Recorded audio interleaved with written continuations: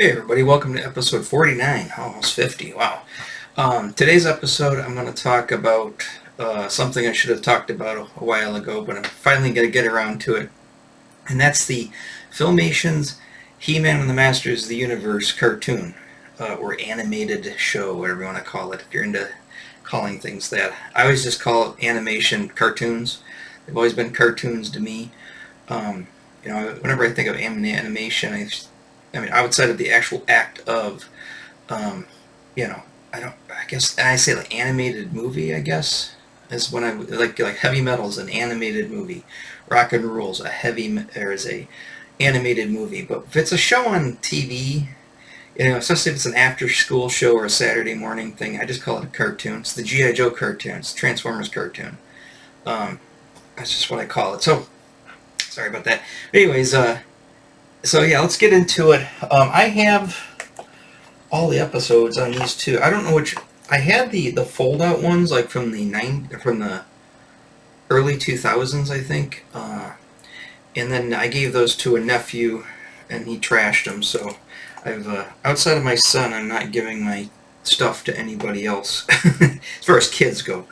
Yeah, so I had to reacquire them, and I got these about maybe 9 years ago, and it's the whole season, both the first and second season. My only issue with these, this is two, this is one, okay, is, and I've seen this before with DVDs, I have an Ultraman set that's like this, they put them in these paper sleeves, the discs, and then they just toss them inside this little squared off little area. I mean, I guess this isn't so bad.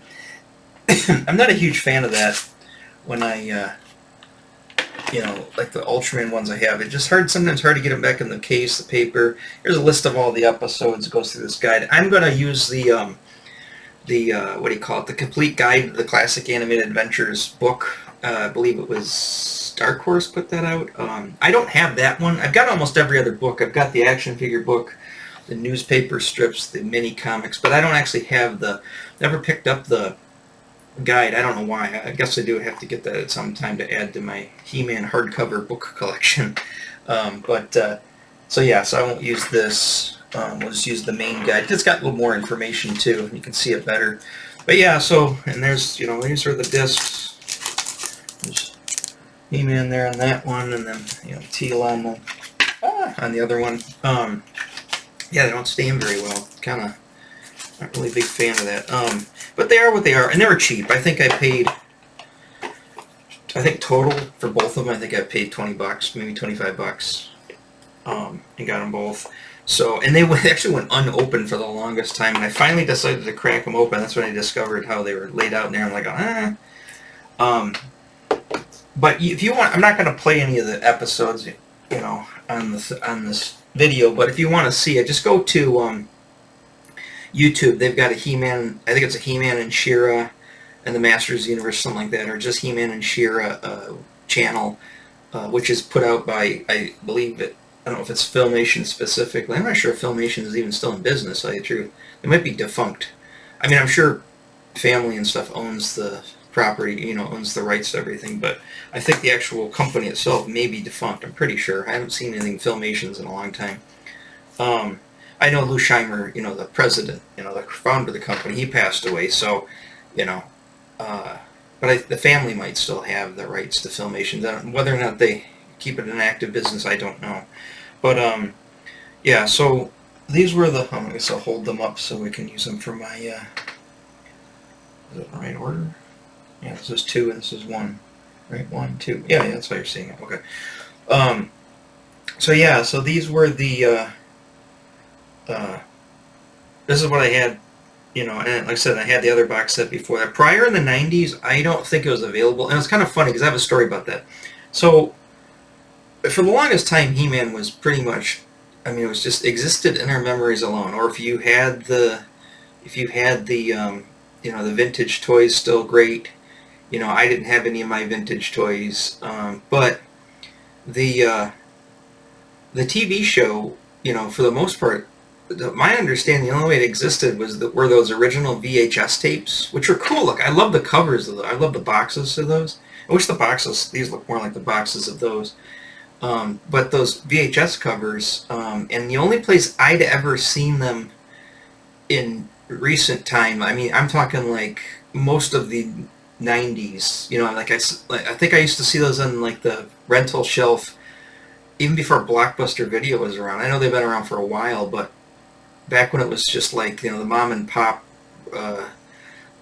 stores, or like Now Playing was a big store for me. I don't remember when Blockbuster came about. I remember it came about I came to Rochester. I want to say I was out of high school by then, but I might be wrong. I think I'd still been in high school. So you know what? I'm just trying to think, in high school and stuff, where did we rent our? I know there was a couple of mom and pop video stores that popped up here and there in. Oh, I say, but that not hold them, but we'll keep them on the camera. There were a couple of mom and pop record stores, video stores. There was one actually up the street from me, in Rochester, up on the hill, and one place there. I remember renting a bunch of stuff in there. There was a place downtown Rochester. I remember, yeah, I guess we did rent from the mom and pop places. Blockbuster, like I said, didn't come out, or didn't come to Rochester. It might have been somewhere in another city. I just didn't know about it until, I want to say, 90, 91, maybe even 92. But regardless, you didn't see. I saw the He-Man VHSs on those on the shelves of those other places, and then once it kind of left, or maybe they got rid of the tapes, you know, I don't think Blockbuster had them. I think it just kind of went into the, you know, to diehard. You know, you had to be pretty much a diehard to kind of really be into it at that time. Now, I loved He-Man, and obviously I loved it, but I wasn't really. It wasn't on the first, you know, forefront of my brain at that point. I mean, a couple of times I think like when the internet first came out and I got my computer and stuff, I think I might have looked up stuff on He-Man, like episode guide, just because I was just like wondering, like, oh, what was that episode? You know, because like I said, some of that stuff is still in my head. I didn't have any of the toys. And then I think like it was either 1999 or the year 2000. I think it was the year 2000 rolled around. And it might have been 2001, actually. Somebody said, oh, it was 2001. Yeah, somebody said, hey, you know, they're re-released the He-Man figures. And I go, what? And they go, yeah, the actual, you know, He-Man figures from the 80s. They really re-released them. You can get them again. They got like a weird box over them, but inside this card. And huh. So I went to Toys R Us, and I remember I was on lunch break at a job, and I went to Toys R Us because it was close by, and sure enough, yeah, there was a few of them there, not all of them, but there was a few of them, and they were like $8, $9. They were less than 10, and this would have been 2001, and they were, you know, they had them, you know, in these weird boxes, kind of over the box, which I thought was kind of odd why they did that. But they were special anniversary editions, or whatever. So I picked up the ones they had. I think it was like a He-Man, Skeletor, Beastman, Man-at-Arms. I think those are the first ones I got that were there. I think I had to get Evil Lyn and a couple of the other ones, different places. And that, again, they didn't have all of them out yet at the time. I think eventually they released all of the original first wave, the 82 wave. And then they did these cats. They did the, you know, cats. But I'm not here to talk about that. I'm here to talk about the show. So what I went, I really want to watch the He-Man cartoon. I haven't seen it in years. So I went down to Thomas Video in Clawson, if you never know knows where that place is, because I remember seeing them there. And they always pride themselves about having all the, you know, the obscure stuff, because they're like a, you know, the hip, trendy, you know, Alterna video store that's, you know, it's very Royal Oak. If you guys are from Michigan or Royal Oak, you know, Rochester, you know Royal Oak, you know how they are there. They were all, you know, oh, we're film people, blah, blah, blah, blah, like the people who collect models and not toys, blah, blah, blah, blah. So anyways, I went down there and they had like 4 of the tapes, I think, for rent. And there was only like 2 episodes on each tape. So I rented them, and then took them back, and I ended up watching them. I was like, oh, I really love these. I think it was like the first, I know the Granomir episode was one of them. But anyways, I watched, I think the Comet one was one of them. So anyways, I watched them, and then I was like, oh, I really, and I had the toys that I opened them up to and put them on a shelf, and I was like, oh, I really would love this stuff to come back, and really love. It's like DVDs were out by that time. Like, why can't they come out with these on DVD? And sure enough, like within a year, I think it might have been out at that time, but I didn't see it until about maybe 2002. I found them all on the box sets, and oh, okay, grab those. Um, and then so I had them all, and I was watching all of them through, a few episodes a day while I was doing. I was in college at the time, so I was doing homework and stuff, and watching some of the He-Man episodes. And then of course that's when they started. I think 2003 or whatever it was. They came out with the. I mean, it was 2004. They came out with the. What was that called? The 2000X series. I was excited, sort of, just because it's new He-Man property, and this is when stuff didn't suck. This is when it's like things that came out new were kind of, oh, these are interesting. So I ended up watching it when it was on, and I was like, I didn't like the way they changed up with Skeletor and the Kronos. I didn't like that. I didn't like a lot. It lost its charm. It didn't have this. It made He-Man, the Prince Adam more like a kid. I didn't like Teela. I didn't like the way they portrayed Evelyn. It's like, this is not Filmation's He-Man, and I'm not a big fan. It's just like when the movie came out in '87. I'm like, this is not Filmation's He-Man, even though it's live action. All the charm and all the coolness that I loved of that old show just wasn't there in 2000X, so I passed on it. I was like, I'm not getting that. I think I got a couple of the comics at the time, Image was putting out, or IDW or somebody, and I was like, eh. And I just kind of got burnt on. I think they came out with G.I. Joe, those other issues. I think those were Image or IDW, whatever, and I didn't like those either. And I was like, oh, I don't like this kind of retreading of old properties from the '80s. It's just like, ugh.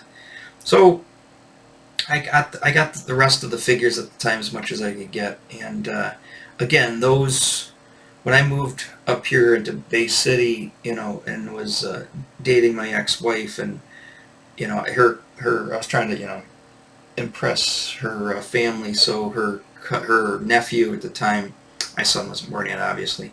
Her nephew at the time, I was like, oh, I'll give him this stuff, and I gave him the videos, and I gave him all the action figures. Big mistake. Within like the next time I went over there, I found pieces of armor strewn about. I found an arm here and there. It's like, what the heck? It's like getting a fight with a dog or something. It's like there's just pieces. It's like kids just got like, never picked them up.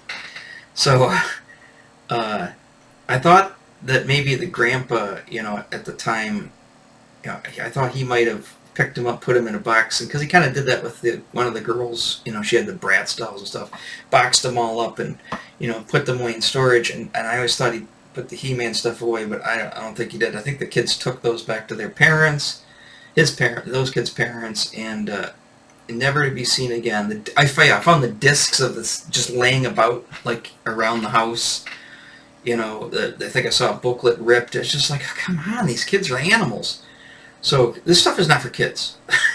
So I said, all right, that was a big mistake. I'm never going to get that stuff back. So in Bitterment, I bought these, like I said, about 8 years ago. And I was like, okay, let's get them. I saw them cheap, and I was like, all right, let's get them to have them. And then, of course, after that, then I just started seeing them everywhere on YouTube and stuff. And like, oh, I guess I could have just watched them on YouTube. So they are, to my knowledge, they're still available on YouTube. I think they play like a 24-hour, maybe this is a G.I. Joe one, but I think one of them plays a 24-hour like loop of certain episodes, kind of mimic a TV, broadcast. But then you can go and you can click on the playlists and find the actual episodes. They have She-Ra and He-Man.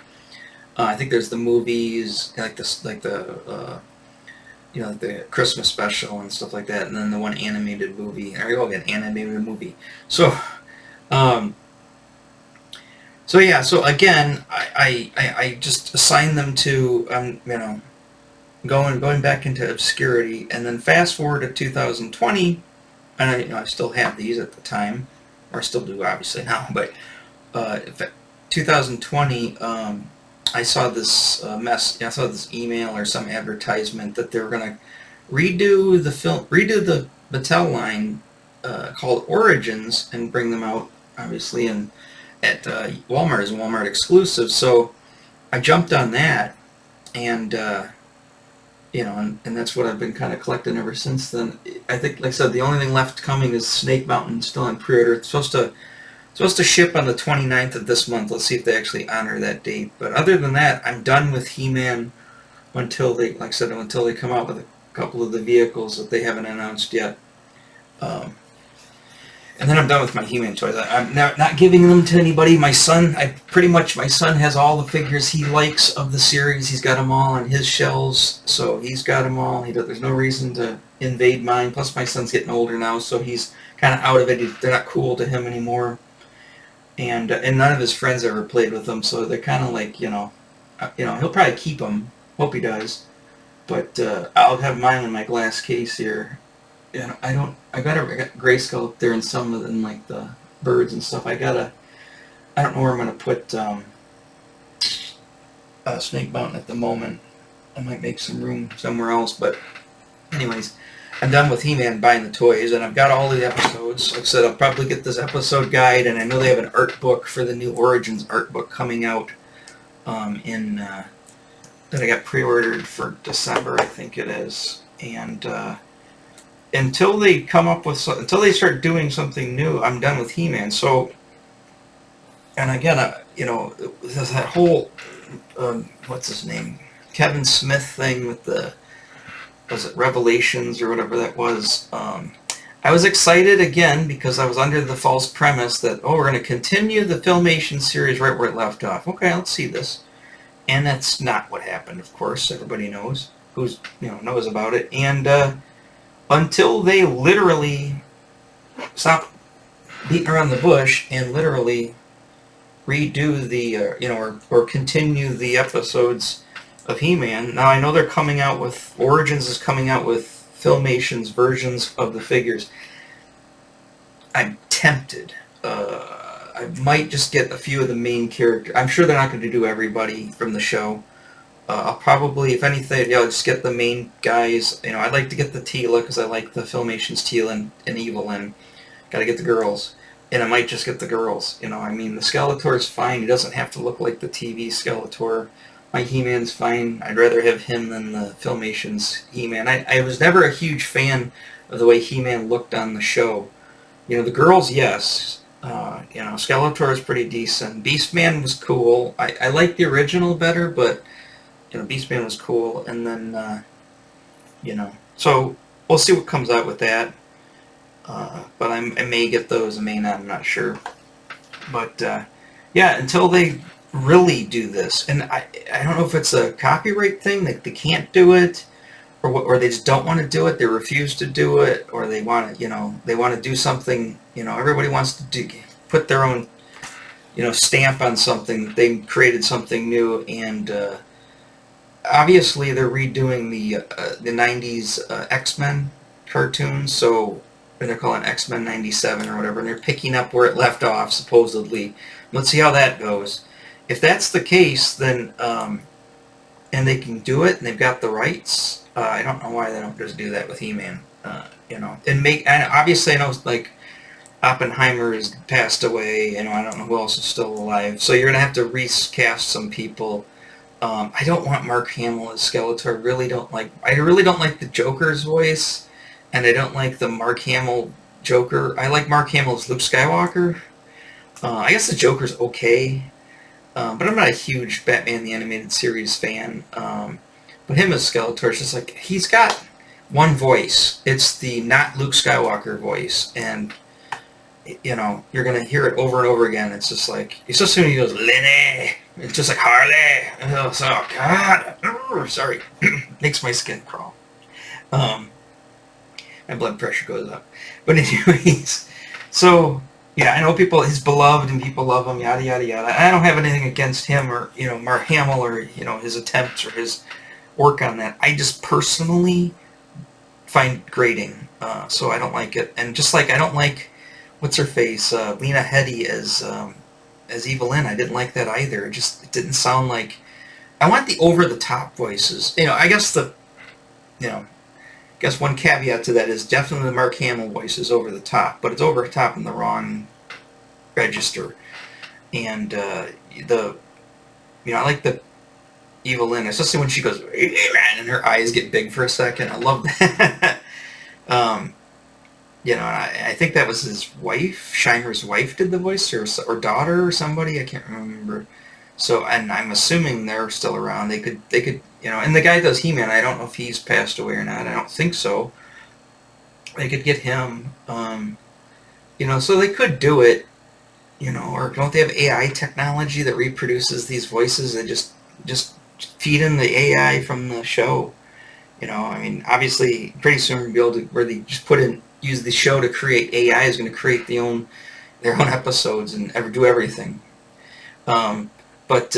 Yeah, so I don't know if it's going to ever happen. I'm never going to stop loving the stuff that I love, and I'm going to cherish all my stuff forever and keep it up until I'm destitute and I need to sell everything, but I'm hoping that never comes. I'm 50 now. I'm lucky if I got another 30 years to live, 35 years. Maybe I hope I make it to 90. Making it to 90 would be nice. 40 years. Hopefully I don't get destitute. I start collecting that sweet Social Security. Woo! 67. That's a ways away. Looks like I'm going to have to use my own, rely on myself to keep myself in money until then. So, let's click over to the episode guide. So, it's pretty much, like I said, I'm not going to show the episodes. You'll get enough of it here just from pictures and stuff. And like I said, most people watching this have probably seen every episode. You know exactly what I'm talking about. So my experience of the show, first off, I remember it came out in 1983, fall of 1983. I was starting 5th grade, and this is Warlock's class. And I remember seeing, I was collecting the figures that summer too, along with Star Wars after Jedi came out, and I saw the ads on TV with those Trapjaw flying by on the Sky Sled, shooting the towers off that thing. That was like the commercial. And it says, this fall, He-Man and the Masters of the Universe. And I was like, oh, I got to see this. Now, you got to remember now, when this show first aired, there wasn't much. There were a lot of cartoons on, obviously, but as far as like the major brand properties, there wasn't much. There was the Super Friends, Challenge of the Super Friends. I mean, they didn't even do the Superpowers yet. So you had Super Friends, which I watched pretty religiously. Scooby-Doo. What were some of my other shows that I watched? The Smurfs, Scooby-Doo, Super Friends. They had obviously the Dungeons and Dragons cartoon also started that same year, so that was kind of new. But yeah, a lot of the shows. I mean, there wasn't G.I. Joe, and there wasn't Transformers or Silverhawks or Thundercats or all that stuff. None of that stuff had come out yet. So this was technically the first one. Now I know that they did the 5-part Mass Device G.I. Joe also aired that fall. In 83, with that 5-part series for Mass Device. But that wasn't an ongoing show. This was an ongoing show that was going to be out every single day after school. So it was going to be a lot of episodes. So this really was the first big cartoon that really kind of launched the 80s. I was right there on board for it. I remember coming home from Mrs. Warlock's class. It was a Monday. First episode aired. I remember watching it on, I think I watched it on my black and white, my 13-inch black and white television set in my bedroom. I remember it was in the corner of the room, and I was sitting on the bed or lying on the bed watching the episode. I think I had my He-Man guys out, I had to get them all out and everything and kind of, jump into that because, I just got Grayskull the previous year for Christmas, so, going into 83 actually was, my big start, my big Return of the Jedi Christmas, but, I still had some He-Man stuff that I wanted as well. So kicking it off,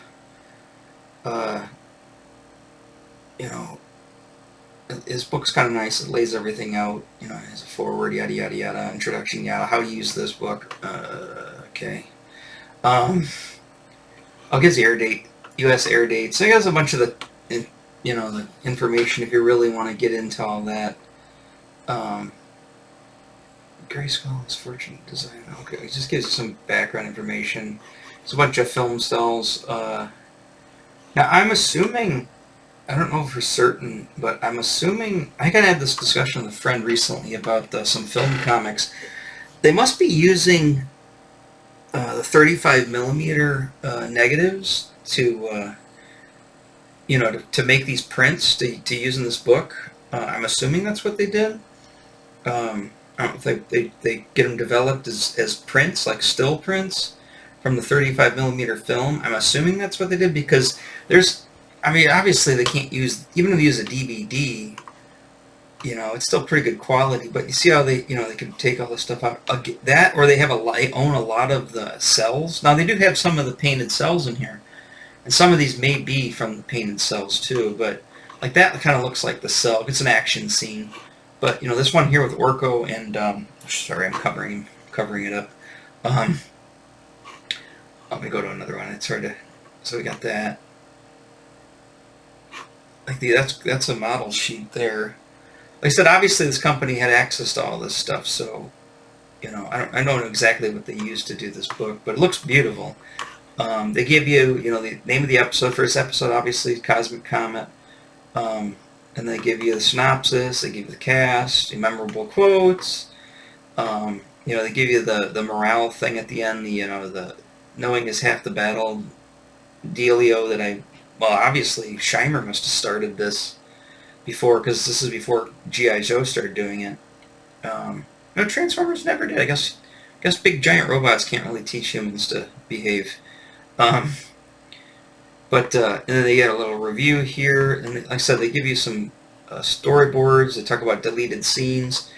I think this is cool. This is what's called an animatic, not an animatic, anti-cut. It's when they do a nice big, and they did a lot of these because they did a lot of sweeping shots, especially from left to right. They would scan the painting, and they would, you know, focus on a spot, and they move the camera. Give the impression that there's, you know, movement without actually having to animate anything. It's really cool when they move the background and there's animation in the front. I really love that look. The most memorable note I think of that is G.I. Joe, it's Transformers, the movie, when Hot Rod is burning down the thing after, you know, Daniel gets in there and they start playing Dare. And they have that thing where the background's moving and the car is moving, and plus the animation is really good. And so that one really pops out my brain. But they've done it in other lesser productions as well. I think it's just kind of neat. I'm assuming these are their pencil tests. They look a little squirrely as far as the art. I mean, I think that's a pencil test there. Pencil test it's just the actual animation pencil. I'm thinking of pencil tests more from seeing like anime cells, where they use the colored pencils to denote colors for the colorist. I believe that's what those are used for. I said I'm not an animation student, but I mean I've picked up some stuff here and there. Shaping Staff was a good episode. That's when Evelyn was. That's the Shaping Staff episode. I mean, Evelyn is so appealing. I mean, obviously it's the legs that do it. And same thing with Tila. I mean, it's the legs on these, and they spared no expense. I mean, look at the hips on her. I mean, her waist is so narrow, and her hips, it's got to be like a 0.5 hip to weight or waist ratio there. I mean, that's like a 19-inch waist and like probably a 40-inch hip. But yeah, look at those giant. There's huge thighs on them. They really upped the sexiness of the female characters, and I'm sure that's why, for me, that's probably why it also still kind of sticks in my brain as a beloved show. I mean, I love the shows from a kid's standpoint, but, you know, after puberty, you know, it's your eyes go right to, well, my eyes kind of went right to that stuff too back then, even when I was younger. I would have been at the time 10, yeah. This came out. That's pretty close to puberty age, but yeah, I mean it's a great show. You know, I love the background. The background. That's the other thing is there's so much stuff going on in that show. I know it takes a bad rap for being using a lot of repetitive animation and being, you know, and there's no light sourcing. And it's pretty flat painted. You know, all the stuff that, you know, younger people think like, oh, it's so antiquated. It's like, okay, well, it was cutting edge technology when it came out for one thing, and I remember it well.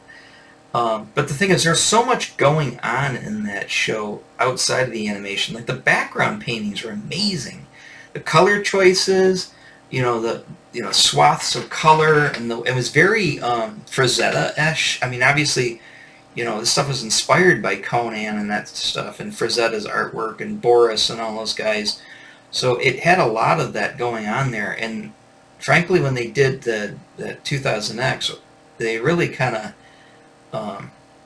you know, they didn't really think of it. I just didn't have it. From what I saw, it didn't have that feel. And then going into like the Revelations, actually they did a pretty good job of trying to emulate a lot of that. They did. I just didn't like the... I think with Revelations, my biggest problem was this. I thought the story was you know, let's just say I didn't hear the comment that it was going to be a continuation of the Filmation series. Let's say it was just going in with nothing. You didn't know anything about it until you saw it. The story I did not like. I hated the voice acting for the most part. Some of it was okay. But for the most part, all the A-listers they used to do the voice acting, I was just like, oh, I didn't really like that so much. I didn't mind the one guy, the one guy from Game of Thrones who did Duncan's voice. But it's kind of just a generic kind of, you know, older, nice, middle-aged, nice guy, British guy type of thing who doesn't have a very obnoxious voice. You know, that's kind of what Duncan is. So, you know, that was fine. But, you know, in the art style it's all right. I did not like the way they made Adam. I like Adam as kind of a bumbling adult-esque kid. I mean, it's like you see him there. It's like he looks just like He-Man, but I mean, you know, he looks like he's a young adult with 28-inch pythons. You know, that's the thing. I was just looking at him. I was like, well, this guy's a puny wimp compared to He-Man. It's just like I wouldn't want to mess with Adam. He'd tear my head off. Look at the size of the arms on him. But yeah, that was just the whole, because of the action figures. I'm sure that's why that went. I mean, that's nice. I love that look on her. I mean, it doesn't really look like the animation per se. That's obviously more like the animation, but it just looks nice. His eyes look really nice. I love that animation sequence. It's probably my favorite Tila animation sequence for obvious reasons. I also like when she kicks her head back and laughs. Oh, they all do that, but I like that too. So look at these backgrounds. Look at the Dutch angles on them. Really, I mean, opposing. I mean, it's very fantastical. Just love that. You know, I loved a lot of the background characters and stuff. So I don't know who's doing the drawings for these, but you know, obviously they're based more on real people. I mean, I know that they also drew over. You know, they kind of sort of rotoscoped most of it. Most of the animatics that they made, that they keep using over and over again, they rotoscoped it. But it's funny when they didn't rotoscope it, when they actually had to draw it on the fly, it was like, oh, it looked really bad. But every time they used that stock animation, it looked really awesome because they rotoscoped it over, you know, actors. Yeah, I really like whoever's drawing that. I looked that up. I really like that. It looks nice. It's very sophisticated. It's very old school too. I guess that's his name. Syria? I don't know. Or maybe that's the character's name. Was it? Yeah, that was the character's name. Okay, it's not the... Does it give a name? No. I'm sure it's in the credits somewhere. I just haven't looked it up. The Time Quarter is a good episode. You know, I like... And they had these farcical, you know, these exaggerated characters. And who was that girl? She looks almost like the girl from Black Star. Black Star was big. And Black Star actually technically came out... Well, the cartoon came out, I believe, at this time, but I think it was created before, and then they they shit canned it, and then they brought it back because they wanted to compete with Galoob. Did one this? I think it was Galoob wanted to compete with. Well, that was also Filmation, so too. I think that was done before He-Man. To tell you the truth, I know like Tila, the girl that does Tila's voice, does like the girl I'm talking about. Can't remember her name is. Does her voice, and it also used a lot of. If you ever watch the Flash Gordon, the Filmation's Flash Gordon cartoon, I mean, Princess Adora, or not Princess Adora, what the heck's her name? The princess. I can't remember her name, and I'm gonna talk about the whole thing once all that stuff comes from the movie. Not Adora. Oh, it's totally escaping me. Princess, not Adala.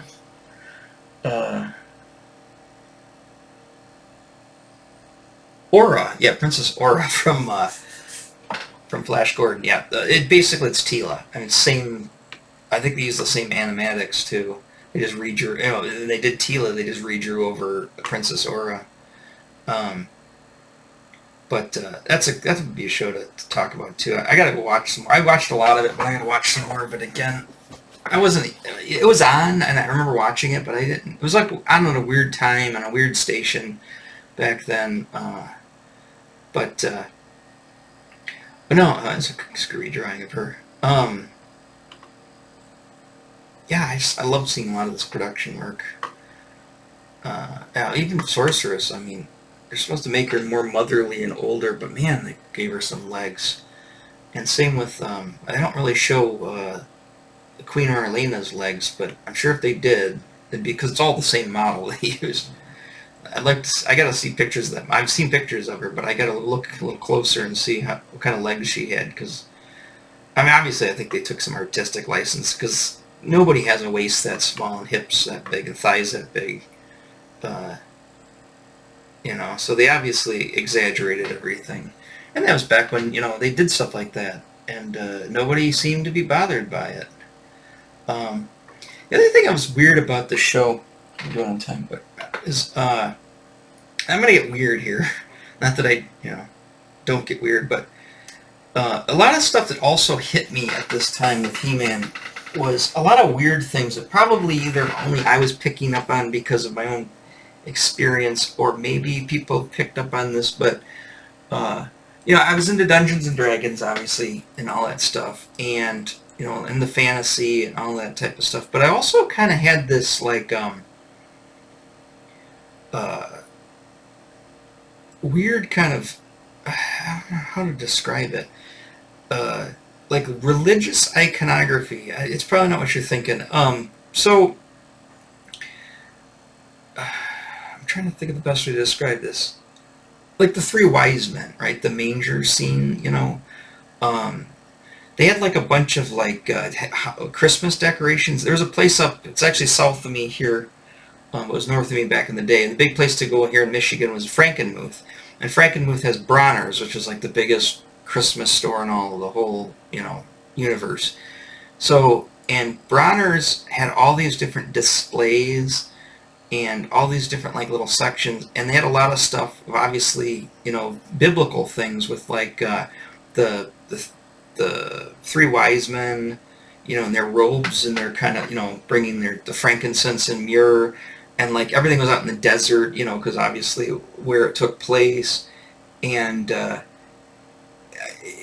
but they also had like color and stuff with like lots of like the kind of Arabian looking, buildings and stuff, and a lot of when He-Man hit, it really kind of like started making me think of all that stuff, like that religious like iconography of like but more in like a Dungeons and Dragons-y kind of way. Does that make any sense? It's like, I didn't think of it religiously. I thought of more of it as just like the look and the feel, and like the and a lot of this, a lot of the He-Man takes place in like deserts and stuff, and it also has like a very kind of desert Arabian slash, I guess whatever you want to call it, that kind of look to it. Like bazaars, and and I don't know, it just has like a certain look to it that I kind of picked up on. And again, all that stuff is lost in the new stuff, in the new stuff, because nobody probably had made that kind of connection.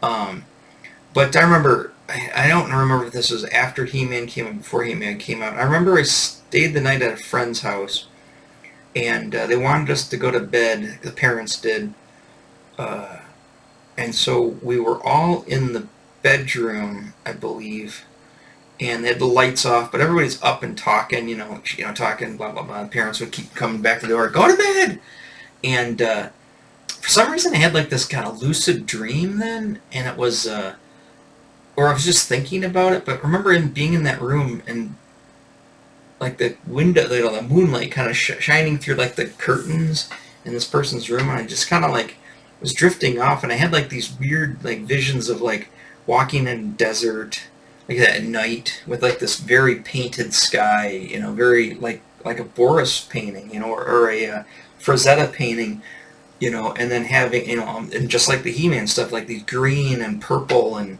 crazy looking skies, and then the sand would have like a purple and a red hints and pinks on the sand, and there's like a bunch of like camels. Obviously, so I'm getting this is hitting me from like that whole religious iconography, but like these camels and these guys in desert, in like robes and stuff, and probably turbans, but I'm not sure, or whatever, just some kind of headgear, like they would wear, and these tents, where they like had like this caravan of tents and everything, and that just all kind of, I always, whenever I see certain things, it makes me think of that dream or whatever that was, that fantasy or imagining that I had, and like I said, He-Man really, really triggers that, and so does like certain Dungeons and Dragons modules, with artwork triggers that. I see anything, go to Bronner's today, and I see like like the decorations and stuff, especially of that stuff, that really triggers that. But I like all that. It puts like, it gives you like a weird, warm, fuzzy feeling, that you had as a kid, I really like that. Also, what also, Eternia also reminds me a lot of, and I had just gotten back from there too, is Space Mountain. And I could swear to this day, and I've gone over this, I've talked to friends about this, I've looked at hundreds of pictures of Space Mountain, and I think one of two things happened. And I only find from my research that it only happened in California, and I obviously never went to California that time. We went to the Disney World in Orlando, Florida. But I swear that Space Mountain was red, like a brick, like that color, like you can see it there, like a bricky, reddish, purplish color. And I remember, and I remember sitting on the what is it, the Mickey Mouse Roadway Derby cars, those little cars that you ride in. I remember sitting in the car with my dad waiting to go, and then once we get going, I remember driving around, and my dad was yelling at me. He's like, you gotta steer, but you didn't have to steer, but he hated it because it would jerk you around if you didn't steer right. My dad was kind of getting mad at me, but I look up, and I see Space Mountain. You can see it over the trees and over the hill. There was kind of like a hill there too, and I swear it was like a reddish brown color. I need to do a whole video on just this insanity that I had. And obviously, if you look at Space Mountain today for pictures, it's white. However, this is all I can think of happened, is because by the time we got onto that ride at the time of the day, I think it was like getting towards dinner time or just after dinner time, or well, it was the summer. Was it the summer? We're in Florida. I know it was warmer down there. I still think it was summer though. Yeah, because I wasn't in school, so it was still summer. But they had, it must have been the light, the sun, the clouds reflecting on the white of it, and it gave, and probably the color from the clouds and the sky and the sunset cast on the white, pure white of the Space Mountain, and it gave it that look. Because I cannot find any pictures where it was anything but white. They repainted it like in the 90s or something, and they just repainted it white again.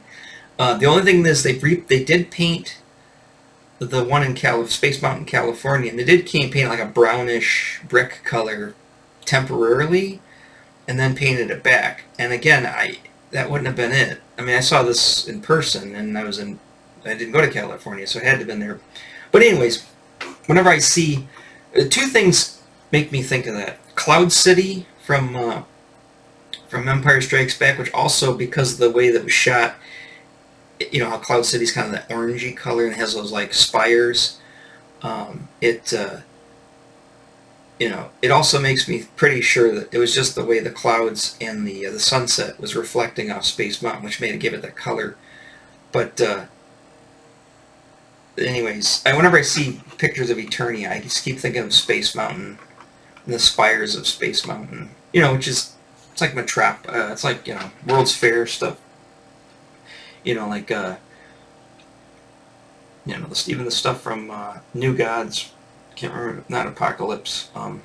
Yeah, Apocalypse. Was it Apocalypse? What's the name of the world? Dark Side and Apocalypse. Yeah, that was Apocalypse, the name of the world. Had that kind of look to it. I liked her. She's very appealing.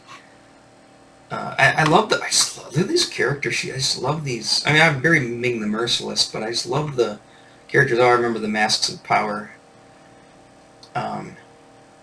Again, see the way they're dressed. It has a very. This guy has a very wise, you know, three wise men biblical kind of feel to it. You know, I guess you're just going for that. It's that whole like fantasy type of thing, and like that kind of like deserty, because everybody's shirt, you know, everybody looks like they're from the desert because they've got barely any clothes on. But yeah, you know, I didn't dislike Orko. I mean, I dislike the whole when they do that, and I obviously know why they do that. They put like an Orko character into show because it's supposed to, you know, appeal to the kids. I guess small kids. But you know, at 10 years old, I was, you know, I don't care. I don't want to be talked down to. You know, I don't want to say, oh, you like these cute little characters, don't you? I didn't like that. I wanted to be an adult when I was 10 years old. So you know, I liked the adult characters. I didn't like kid characters. You know, they would put kids in the show, too, that were like my age. And I just felt like, that's an annoying jerk. I don't want to talk to this kid. I want to go hang out with Tila and her thighs. But there's one of those cool backgrounds. See, Tila's thighs. How could you not be looking at that all the time? Oh, that's great. Look at that. I love some of these drawings. Some of these drawings, I mean, these crazy, my son would call them pancake heads. I just love the design on a lot of this stuff. Just look at those backgrounds. That throne. It's like, I mean, the drawings I mean, it's amazing what they did with the animation, but I mean, just the background artists they hired, and I don't even know who they all were. Background artists are just amazing artists. Oh, that's weird. Seeing his hair messed up. But yeah, oh, this is cool. I love seeing these type of things. I love seeing like that's why I like doing like screenshots and stuff. I love seeing this, the storyboards, and then seeing the actual film cells. That's pretty sweet. You know, a lot of times there's so much more energy in these than there is in the actual whatever came out. I mean, obviously it's more finished and polished on the end result, but the initial energy that was going into doing the storyboards, I think sometimes always outdoes what you actually see on the screen. Same thing with like design concepts look off crazy until they have to kind of rein it in, dial it in. A Daymare the Demon. I think it was one of those 4 episodes I checked out from Thomas' video. Oh, this crazy rabbit character. And wasn't there a crazy rabbit character like this in the Star Wars comic book too? Huh. You know, the Cringer. You know, I mean, like, let's say back to Orko. Yeah, I don't dislike Orko. He's fine for what he is. You know, I could do without him, but I don't mind him being there. Look at those backgrounds. God, that's good stuff. Yeah, I also like they did a lot of these shots too. A lot of these, like they would, like especially in like labs or what's his face's Man at Arms' like workshop and stuff. They would start the shot with like a bird's eye view with like weird strange equipment stuff in the foreground and like the characters way in the background, but at a bird's eye shot. Sometimes a Dutch angle. Just great cinematography. Again, I mean, it's not that the new stuff doesn't have bad cinematography. There's just so much more cool stuff back then. I think it was more because everything was textbook for the most part, or they're the ones that wrote the textbook on a lot of this stuff. And I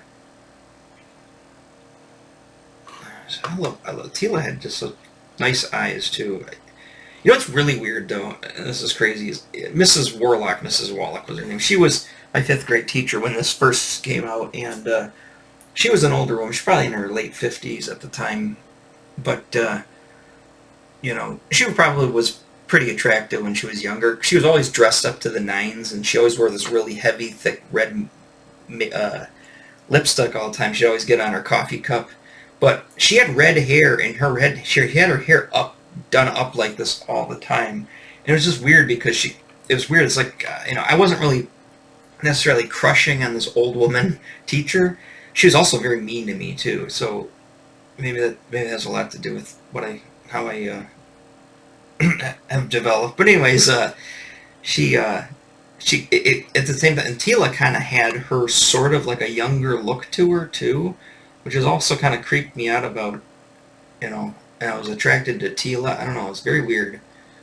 I don't know if there's anything more to it than I'm, you know, maybe I'm making, my imagination's making more to it than there was, but there was something weird there to me.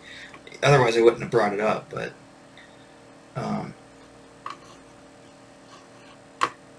yeah, I love seeing all the production stuff. I mean, this is, you know, I do comic books, and obviously I love doing comic books. But, you know, really what I would love to do, I would have loved to have done production art for something, you know what I mean? Just designing. Here's the thing about my designing characters is I'm not the best character designer, and a lot of my original characters that I do don't seem to land very well. I can draw really good, and I can draw other characters really good. But coming up with my own stuff, it just always becomes kind of derivative of everything else. And maybe if I worked at it more, maybe I would do better design work. But I would love to do it in theory, but you know, I don't know if I'd be that great at it. I mean, I probably could do some great renderings of characters, you know. But as far as like, that's a great drawing. As far as you know, whether or not it's appealing or lands with people, I don't know. So these are great drawings. These are just production drawings, kind of like. See, this stuff. It also kind of looks like the storybook stuff that was out. You know, they probably couldn't have pulled it off as well in animation, but it would have been neat if it looked like that too. All right, we're coming in on an hour here, so oh my lord, look at the way they drew her. Jesus, the size of her hips and how narrow her waist is. They definitely the dude who was drawing this female form for all these characters, he really liked to draw as females. I can totally relate with this guy.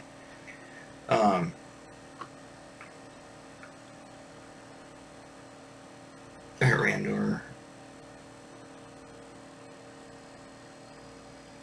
Let's see. Tale of Two Cities. I'm sorry, I'm flipping through this. I'm just seeing if there's anything interested. So I want to close on a note here. And I talked about this when I talked about He-Man. See, look at the way they draw. It's very appealing. This is how I would draw. This is what I would design. It more streamlined, not gobbledygook everywhere. I'd make the girls like hypersexualized. You know, that's how I do stuff. Maybe I'll go more into stuff about that later, as far as how my design approach to things, or what I find, you know, how I approach things art wise. Like I said, I don't really want to do art tutorials because I'm not a good teacher. I'll talk to you like kind of like I do in these videos. I'll tell you a bunch of weird stuff that goes on in my head that I can't articulate and I just assume you know what I'm talking about, and you're probably like, huh? Um, see, I loved her Chakotay. Look at the way that he's drawn. See, it's very classic. This is very classic Marvel or DC or classic comic books. You know, it's got a very John Buscema. You know, I could see a lot of John Romita Sr. in here, a lot of Buscema in here, and especially with that kind of Sophia Loren face that he does, the cheekbones, the way she's cocked her hips, the hips on her too. I mean, all of that, that's all old school, and I love that. And that you're not going to get that anymore on new stuff because all the old people are dead, pretty much. And I'm one of the only younger people who kind of, you know, from my generation X that kind of appreciates it stuff, it seems like. You know, I think it's lost on the millennials, and by the time you get to Generation Z, they don't know anything about that stuff. They don't care. It's fine. They're from a different time. Okay, so the thing I want to close on this is I remember that episode. I'm trying to get to it. Look at this. That's some nice drawings. I'm assuming you're going to talk about it too. Like I said, pardon me for flipping through it so fast. It might be like, what is this guy doing? But I think they might do the animated TV. I think it starts here. Okay, so Chapter 2, 84 and 85. No, that's more He-Man. I know they talk about She-Ra on here because it's called She-Ra. Yeah, this is so it's only 2 seasons. Obviously, it's 2 seasons. This is the 2nd season. Let me see if I can just skip forward. Remember, there's a way to do this on this. Isn't there a way options? It's called thumbnails or something, or I can't remember what it's called. Options, double page, thumbnail. Here we go. Okay. Again, I'm going to have to scroll this down pretty far. And wait for him to catch up. That's the other problem. Maybe I can keep scrolling while it's trying to catch up. It just seems like nothing wants. Oh, I love Webstore is one of my favorite characters. Sorry. Yeah, if you go too fast, you get into this bananas and it just won't stop until it stops. So I don't mind this program for reading CBRs, but sometimes it really irritates me. This is a good example of when it irritates me. Sorry, I'm going to hit pause for a second just because I want to find what I'm looking for so you know what I'm talking about, and then I'll be right back. Okay, I'm back. I guess the way the book breaks it down in this is they put it was Into Eternity, I believe, is part of the movie. I think they just broke it down into the episodes, how it aired on television. But, okay, so I told the story before, but I'll reiterate. When I went, this was 1984, the end of 84, right? Let's see. No, sorry, no, it's 85. So 85, I'm in 7th grade. Like I said, that's when you had to like all this stuff in secret. So, you know, you didn't really want to get caught with any of this stuff in 7th grade because, you know, you'd be made fun of constantly for liking toys, although every other kid also liked the same stuff, but nobody would admit to it because it wasn't cool. But anyways, so we went to Winchester Mall to see this movie. I went by myself, and I remember they gave you a free comic book, and, you know, I didn't know much about it, and I don't think I really knew a lot. I didn't even really know what was coming out. I must have missed all the commercials. Suddenly I just noticed, oh, there's a He-Man movie, and so I wanted to go see the movie, so it was dropped off, and I went to see the movie, got a free comic book out of it, and this is when they introduced She-Ra. And now I like She-Ra now as an adult because of all the girls, all the legs, especially Adora, the way Drew drawing her legs. But at the time, it just pissed me off. It was just like, really? They're going to do this? Like I said, I don't know if I told you the story. They had that kid I never had a my buddy or my buddy that toy, and then they have kid sister. It's like, are they gonna do girl versions of everything boys do? Why don't they ever do boy versions of things girls like? Oh, that's because boys don't like anything girls like. But they'll definitely make girl stuff of boy stuff properties, and I just thought that was weird. It's like, well, we want to get more girls watching He-Man. Do you want more boys watching Strawberry Shortcake? You know, I mean, I watched Strawberry Shortcake, but I mean, the saying is, it seemed like it was a one-way street with that, and even at a young age, that just annoyed me. I'm like, well, I don't understand why they got to make everything, you know, add girls to the He-Man, literally the He-Man Woman Haters Club, when, you know, when they don't let the boys into the She-Ra Man Haters Club. So, yeah, so this it just instantly pissed me off, and I wasn't a huge fan of Hordak and the Horde either. They're just kind of, I didn't like his voice, and I don't like the, you know, like the weird snort that he did. I didn't like that. It was very off-putting to me. You know, like I said, this would have been 12 years old, so I'm sure the hormones were starting to kick in, and puberty was starting to take its holds, but it wasn't enough, you know, to sway me based on the look of Adora's legs alone, you know, or She-Ra's legs, or any of the other girls' legs, Catra, because they had some legs on them, Jesus.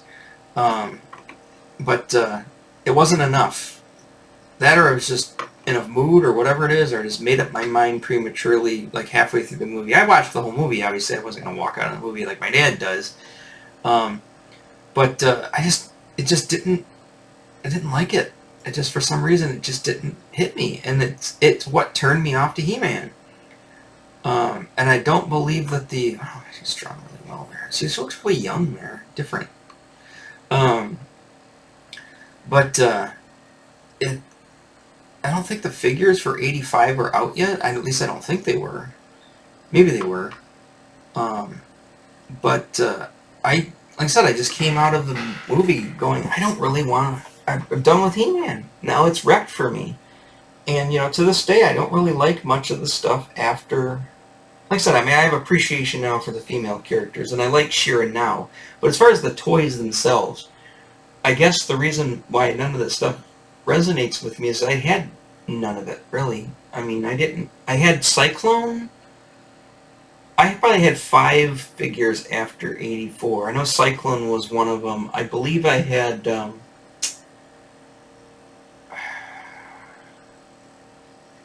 no, maybe Cyclone was the other one I had. I thought I had about 5 of them, but who am I thinking of? Anyways, I won't bore you with that one, but yeah, so the He-Man show, this is kind of what turned me off to it, was this show here. Again, I went back and watched it as an adult, and I appreciate it now, obviously, for all the girls in the show. It's a great show. I mean, it's just as good. I would say, arguably, the stories are better written. Look at that. I just love the look of those female characters. The stories are better written than the actual original He-Man stories. You know, there's a lot of things in it that really, you know, kind of annoy me. The other thing that's weird is, like, okay, so, remember I said I don't mind Orko. I'd rather him not be there, but I don't mind him being there. But in this show, the Orko factor was cranked up to 11. I mean, you've got the witch woman character, Madame Raz, I think is her name. Then you got her broom is like a kid character. Then you've got the little rainbow owl-looking bear thing, whatever the heck that thing is. And then I think there's and then they got these other people. It's like there's this koala thing. Oh no, there's the koala thing, and then there's that other character. It's like there's like 9 Orkos in this. It's like putting 9 Spocks and Datas all in the same Star Trek. It's just like it's too much. I guess they just assume girls like cutesy characters more than boys do. You know, I don't know. Seems like it's talking down to the girls too. Yeah, but maybe they like that stuff. You know, maybe they like their Madame Raz character, the older, you know, kind of witchy, very Jewish, very, very Greenwich Village, older Greenwich Village, New York intellectual kind of kind of character.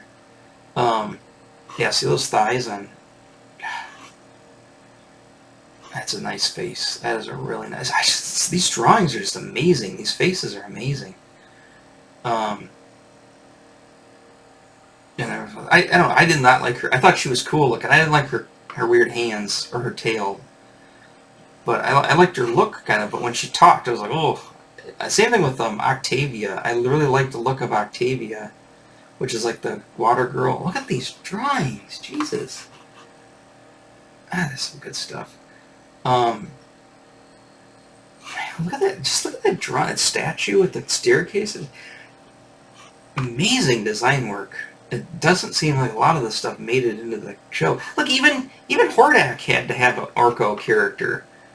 It's just too many of those kind of characters all in one show. Oh, I liked her. Look at those thighs. I really like that Huntara character. She had like a weird voice too. I wasn't a huge fan of her voice, but the look of her was amazing. Especially that scene where she looks up. He-Man looks up at her, and she's got those crazy thighs going on there. But I liked her too. It's very Grace Jones-esque too, from like Conan the Destroyer. I think I read somewhere that they were actually, that's what she was kind of modeled after. I got the money shots in some of these close-ups on her parts. I think that's the what do you call it? The corridor of glory there.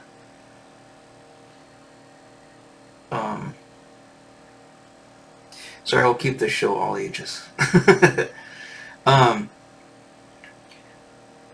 But yeah, like I said, I don't mind the horror. I mean, I don't mind the characters now. I think a lot of them are really nice looking.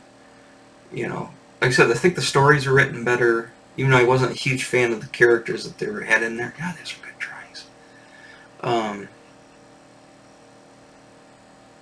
This stupid thing, whatever the heck, Loki. Yeah, Loki. This thing. It's like another Orko. How many Orkos do we need in this show? Alright, so, again, alright, I think I should, yeah, let's wrap it up. It's been an hour. Some of the fetish stuff in here, too. The over the shoulders, a lot of the BDSM and stuff in here that's, I don't know if people paid attention to, but there's a lot of stuff that seemed to slip in there. Alright, let's wrap it up. So, that's the book. Again, I figured I'd talk more about He-Man the show this time than just the toys, but go watch it. It's on YouTube. Watch it on there, or try to get the DVDs or whatever. If you've never seen it, it's definitely worth watching. Don't come back and say, oh, it's so dated. It's good stuff. It's better than anything that's out now, so I'd go and watch it if you're looking for something like that. Obviously, if you're a He-Man fan, you've probably seen it. And, so, alright, tomorrow, I don't know what I'm going to do, again, like I normally never know what I'm going to do. I've got that Flash Gordon stuff on the way. I think most of it comes this week, so I'll probably end up doing my Flash Gordon episode soon with all the stuff that's coming, so I can show you all that stuff. I finally get the Flash Gordon soundtrack I've been wanting for a while on vinyl. And the storybook too. I've also been wanting the storybook for a while. I got those coming. All of it I think I purchased on Thrift Books. So like I said, Thrift Books is doing pretty good. Also, I just want to point out I'm gonna do the Dirty Pair once I get all the Viz comics coming, the Sunrise animation film comics.